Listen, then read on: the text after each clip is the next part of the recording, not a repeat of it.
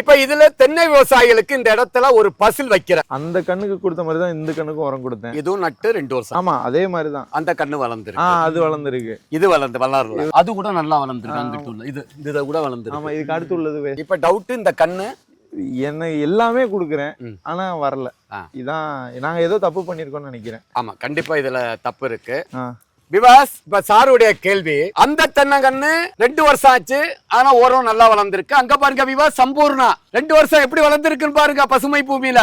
இது சொர்ணவாரி. சாருடைய கேள்வி, சொர்ணவாரின்னு சொல்றீங்க, அது நல்லா வளர்ந்துருக்கு, இது ஏன் வளரல? அப்படிதானே. இது தென்னை விவசாயிகளுக்கான கேள்வி. இதுக்கு என்ன பிரச்சனை நீங்களே விடைய தேடி அந்த வீடியோல கமெண்ட்ல நீங்க சரியான விடைய தேடுறவங்களுக்கு பசுமை பூமியில் இருந்து சிறந்த அந்த தென்னை விவசாயிகளுக்கான ஊக்கப்படுத்தக்கூடிய ஒரு அடைமொழி பட்டம் பசுமை பூமி வழங்கும். விவாஸ், இதை நீங்க கண்டுபிடிக்கிறீங்க.